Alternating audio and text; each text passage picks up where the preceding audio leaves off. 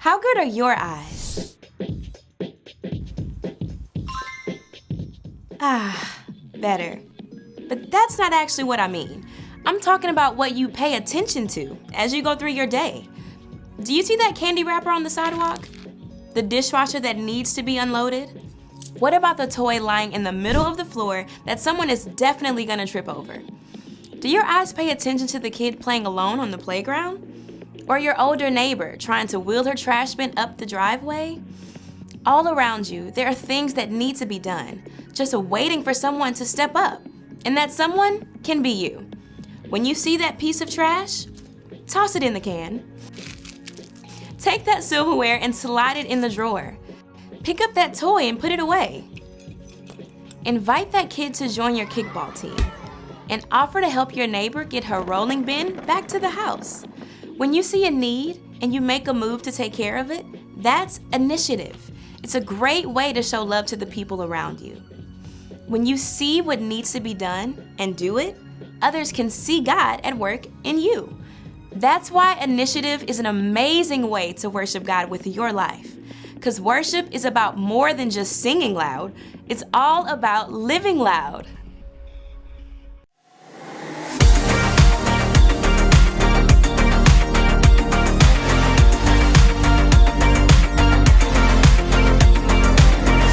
Help me, God, to see what you see. You are doing a great work in me. I've decided I can't stand still. No, you have given me purpose. All my heart is yours. All my life is yours. I will make a move for you, for you. All my heart is yours. All my life is yours. I will make a move for you. Make a move for you. Make a move, make a move. Make a move for you. I will make a move, make a move. Make a move for you. I will.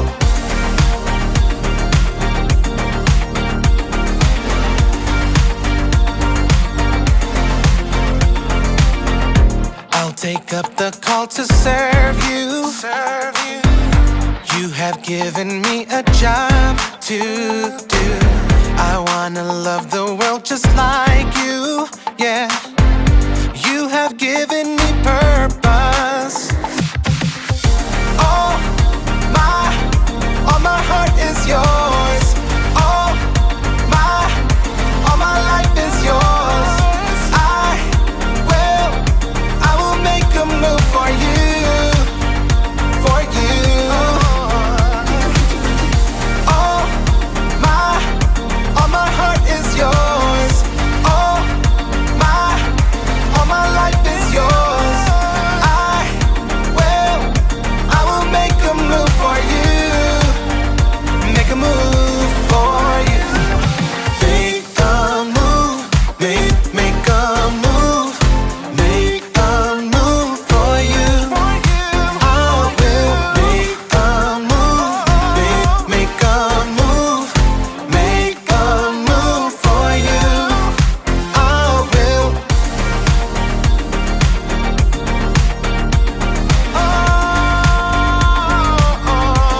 Make a move.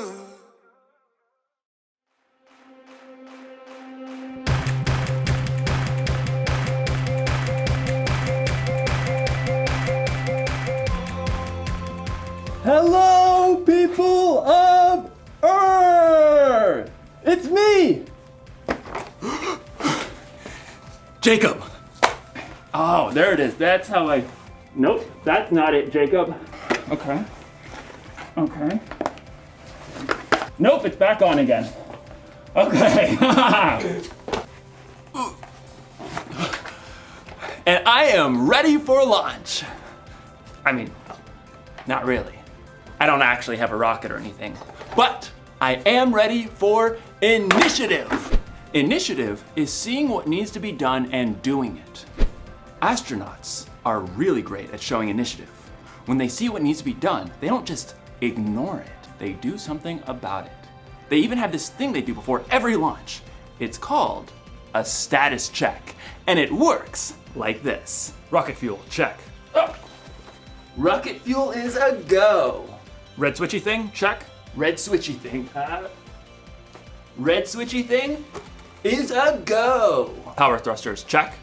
Power thrusters. Power thrusters are a gross. I can't check the power thrusters because somebody left a dirty sock here. Well, can you move the dirty sock? I mean, I could, yes, but it's not mine. I didn't leave it here. And so I don't think it's my job to move the sock. I suggest that we halt the launch until whoever left the sock here comes and gets it themselves. Copy that. Holding launch for a dirty sock. Good. Roger that. I wonder how long I'm gonna have to wait for someone to come get this sock. Probably gonna be here for a while. You know what? Today's story is about a guy who saw something that needed to be done, and he did something about it, even though it wasn't his responsibility. Sounds like a great guy. Will somebody come get this sock? It smells. Some people, am I right? Ugh. The Bible. It's 66 books of history, stories, letters, and poetry that fit together to form God's one big story. The epic adventure of how He created us and loves us so much that He made a way to rescue us. As we travel through the Bible, from Genesis to Revelation, we discover people who met God and found their lives changed forever. Now, for an amazing story. Inspired by the book of Nehemiah, chapters 1 and 2. Over and over, the Israelites promised to be faithful to God. But over and over again, they turned away from Him. At last, God allowed enemy armies to take His people captive and carry them off to Babylon, nearly 1,000 miles away. After 70 years, God allowed some of His people to return to Jerusalem and rebuild the temple. But back in Babylon, now part of Persia, the rest of the Jews had made lives for themselves. In fact, a Jew named Nehemiah had become quite important. Greetings. I am cupbearer to the king. A cupbearer was like a bodyguard who checked to make sure that no one poisoned the king's food or drink. Nehemiah was likely a trusted advisor. Your Majesty, may I suggest the date pudding? But though it was nearly 150 years since the Israelites had left Jerusalem, Nehemiah's heart was still in his homeland. When his brother Hanani returned from his trip to Judah, Nehemiah had a chance for some news. Brother, how are the people left in Jerusalem? Some are still alive, but they're having a hard time. Oh no. The wall of Jerusalem is broken down. The gates have been burned with fire. People are ashamed. That's terrible. A city without walls could never prosper. The people would always live in fear of being attacked. I'm sorry to bring such bad news. No, I'm glad you told me. Dismayed, Nehemiah sat down and wept. He couldn't even eat for several days. Instead, he poured his heart out to God. Lord, you are a great and wonderful God. See how your people are suffering. Please listen to me. I'm praying for the people of Israel. We Israelites have committed sins against you. We haven't obeyed the commands you gave to Moses. Nehemiah reminded God of the promise He made to His people. You said, "If you people are not faithful, I will scatter you among the nations. But if you return to me, I will bring you back." Lord, please pay careful attention to my prayer. Give me success when I bring my request to King Artaxerxes. For 4 whole months, Nehemiah prayed daily to God. He knew before taking action, he needed to listen and prepare. At last, he was ready. Your Majesty. Anyone who came before the king was supposed to appear happy. But for the first time, Nehemiah allowed his true feelings to show. Oh, why are you looking so sad? May you live forever? Why shouldn't I look sad? The city of my people has been destroyed, and fire has burned up its gates. The king could have been annoyed and ordered Nehemiah to be punished, but God moved his heart. What do you want? Nehemiah prayed silently for the right words. Send me to Judah. Let me go to the city of Jerusalem. I want to rebuild it. The king frowned and glanced over at the queen. At last he said, How long will your journey take? When will you get back? Precisely as many moons as are required. Fair enough. Dismissed. Nehemiah turned to leave, but he knew there was more he needed for the job. If it pleases you, may I take some letters with me?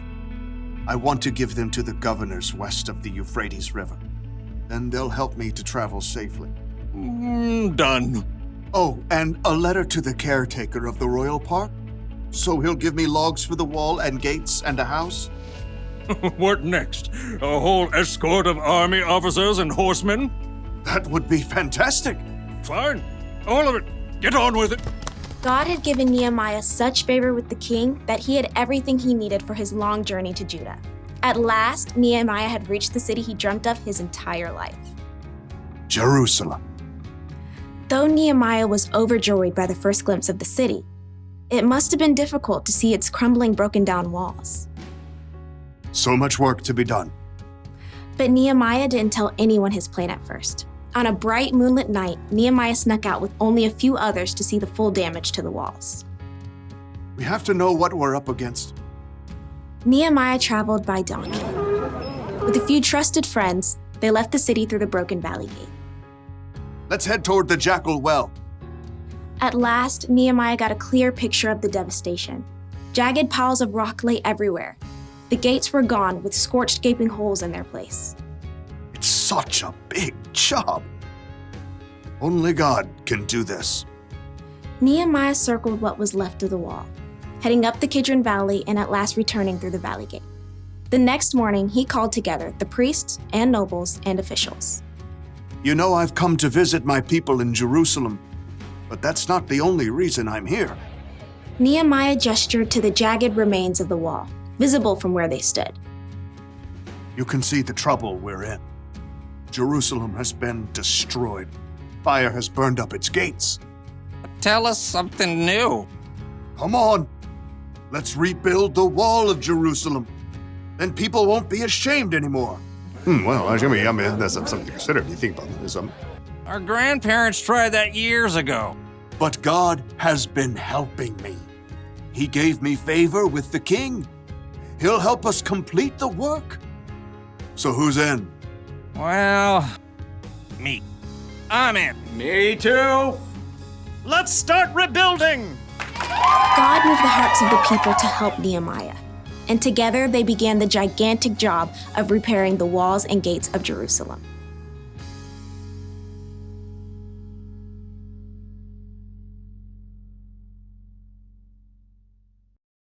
You ever see a piece of trash on the ground and just walk by without picking it up because you didn't put it there?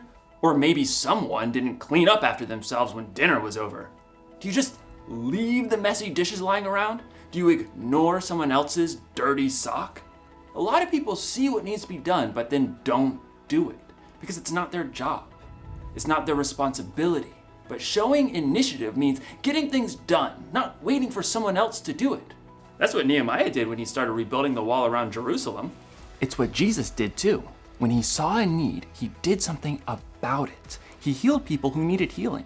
He taught people who needed to learn. And Jesus took care of our greatest need when he died on the cross for our sins. So, if you want to show initiative, don't just see what needs to be done, do something about it. Do a status check. Do you see any dirty dishes? Dirty dishes. Oh! Dirty dishes. Cleared away. Check. Do you see any trash? Water bottle? Recycled. Check. Do you see a dirty sock? Dirty socks cleared away, even though it's not my job. Check.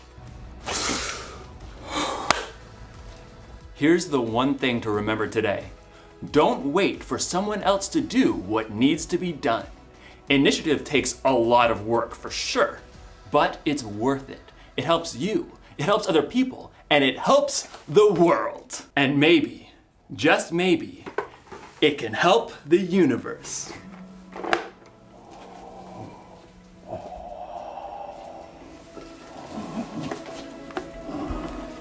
I'll see you next time.